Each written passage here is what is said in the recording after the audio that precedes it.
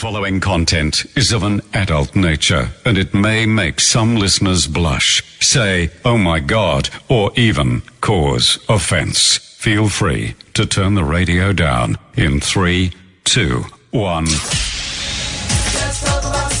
Dr. Nikki Goldstein. Dr. Nikki Goldstein, she is here joining us via the telephone after an operation on her tummy. Hello, Dr. Nikki Goldstein.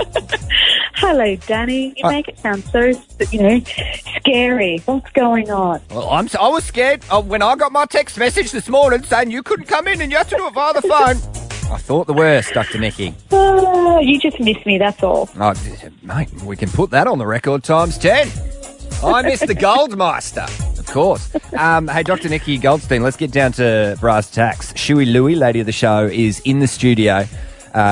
We are using her voice to read a letter or a DM that we got on the Instagram, written by a female fan of the show. Usually we'd put this in the Dear Danny Lakey inbox, but unfortunately it's had to go right past that and straight to the qualified sexologist instead. I think this one needs a bit more dissecting. All right. So this is from Jazz, and she's Facebooked us this.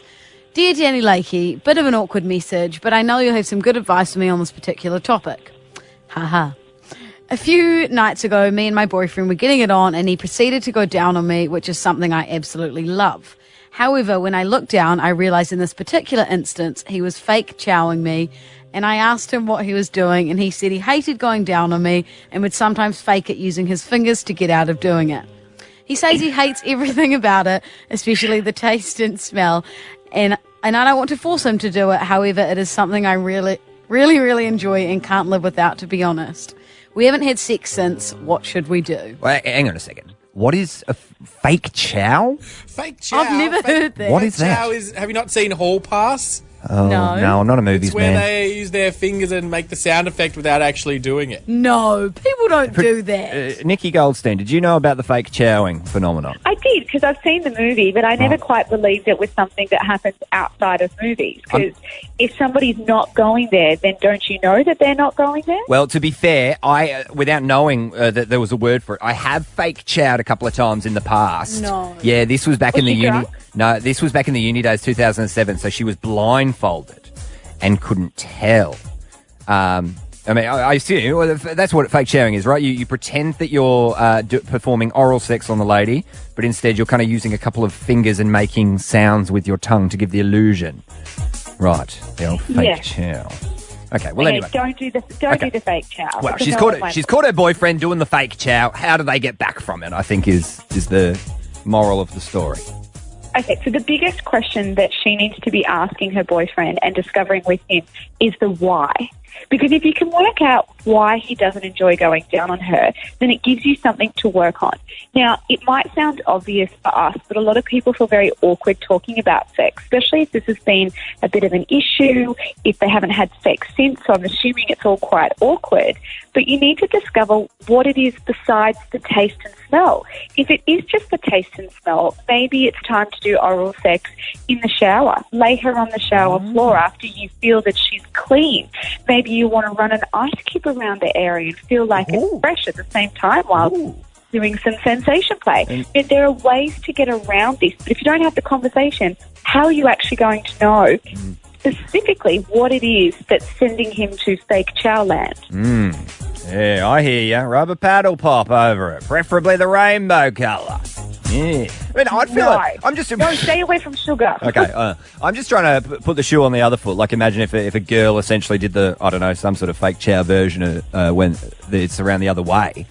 And then she's like, well, I'm only going to do that if you have a shower. And then the second where you're out of the shower, then we can do it. There's a small time frame because you start your build up again the second the hot water's off it. I'd feel even more self-conscious. Yeah, that's because of the way that you just spoke about it. So you wouldn't say, get in the shower, lay down, and then I'll do it to you. You'd be like, oh, let's have a sexy shower together. It really turns me on, and I feel like I'd feel more comfortable. You do this word called seduction, not instructional language of lay down in the shower and let's go for it. You turn it into something sexy because women are very paranoid about how they taste and smell anyway. So I think a big problem we've got going on here is that if he just turns around to her and says, well, this is why I don't like it, it might make her even more paranoid and pull away from him sexually. So he needs to be very delicate around what he's saying to her, but they need to work out the why so they can start working on a solution. It's going to be a tough question. It's going to be real tense, isn't it? I suggest taking the mood off a little bit with, am I not bitter enough? No, don't do that. Don't do that! You never know, though. This is where we ignore your sex advice. Sorry. The compulsion to press buttons in the studio is very strong, Dr. Nikki. And avoid the paddle pops. Avoid the paddle pop sticks as well. Yes, all right. If you've got a question for Dr. Nikki Goldstein, whether you'd like to weigh in on the fake Chow situation, whether you've got a question of your own, anyone with a sex question for Dr. Nikki also gets a prize. Safe space. Can remain anonymous even as well. Doctor's in the house giving the free sex advice. Dr. Nikki Goldstein will stick around to answer your questions next, despite her upset stomach. Very nice of you, Dr. Nikki Goldstein, to do just that. If you can hold the line Thank a couple you. of minutes, we'll get the questions on next. It's the Danny Lakey Late Show. The Danny Lakey Late Show. The following content is of an adult nature, and it may make some listeners blush, say, oh my God, or even cause offence. Feel free to turn the radio down in 3, 2, 1. With Dr. Nikki Goldstein. Dr. Nikki Goldstein is still here answering your awkward sex and life questions, whether that be through sex or relationships. You can jump on the blower right now, 131060. Free advice from Dr. Nikki Goldstein. Prizes up for grabs as well. We've got Georgie in Canberra. Hey, Georgie. Hi. What is your question to Dr. Nikki? Okay. So, is cyber sex counted as cheating? If you're in a relationship and they're like talking to someone on like online, is that cheating? Well, I'm going to put the question back to you, Georgie. Would you feel that it's cheating on you if you caught your partner having cyber sex with someone? I mean, I wouldn't be happy, but yeah, I think I would. Because the problem is with cheating, and we've got this thing called micro-cheating these days, is that everyone's scratching their head to go, well, if my partner's private Instagram messaging some Instagram model, is that considered as cheating? Anything that they have to hide from you starts to blend into this line of infidelity. So if it's something that they're hiding from you and you feel uncomfortable with it, it may be cheating, but you might want to call it micro-cheating because it doesn't fit into that stereotypical definition of, touching someone sexually. Okay, yeah.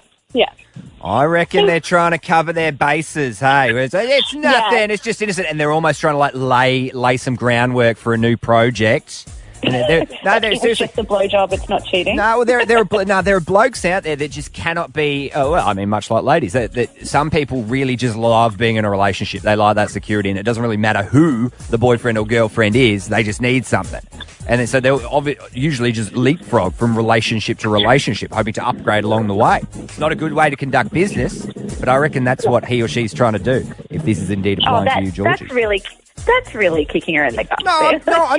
All I can be is honest. I don't overstate. Georgie's just a name and a phone number on a screen to me. So nothing. Georgie. No, nothing really good. I think Nothing's some people personal. just like the thrill, right? Some people just like the thrill of doing something that is forbidden. And when it comes to things like micro-cheating, it's just playing with that red line of, I'm tipping the toe, but I'm not doing something that's classified as cheating. But if they're hiding it, it's cheating. And you give that man 1 minute with that Instagram model face to face, and he's going full infidelity. I guarantee it. I'm sorry, Georgie. I mean, that's what I'm saying. I can't just be like, "Oh, Georgie sounds nice. I better just keep on the shallow side of things." I'm going to have to say it how I feel. Thank you, Georgie.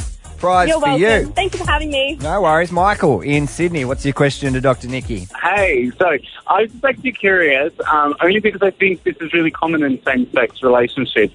What are your thoughts on open relationships? Well, I think it's really common, and I think it can work if it works for you and your partner. Because what I've seen in a lot of same-sex relationships is sometimes there's a bit of sexual incompatibility.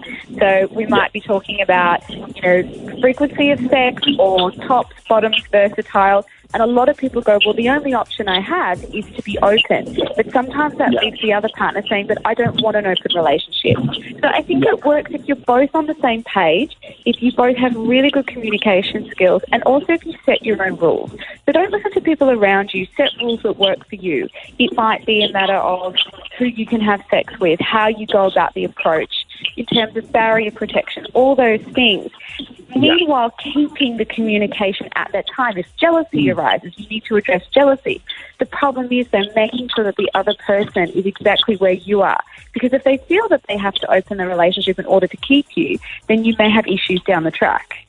Definitely. It just almost feels like inevitable with the same-sex relationships that eventually it will open up, while on the other hand, with like straight relationships, like monogamy is the only option. Like with marriage in straight relationships, it's almost like, you know, do you think it's either the man having an affair or there's nothing. They're completely happy in love. Is it more of a gender thing though, as well? Because I reckon a heap more gay men are swinging about than gay women. Boys, you know, they're kind of wild. You know, I don't really know, but I just kind of grew up around monogamy with family thing relationships as, you know, intertwined, and they don't think of anybody else. And, you know, now that I'm growing up more and I'm seeing more of, you know, the gay scene and people, and I'm dating a lot more people, it seems to be like it's expected of me. It's more like, when is it going to happen? Like, when are you going to be comfortable with sleeping with other people while you have your lover at home?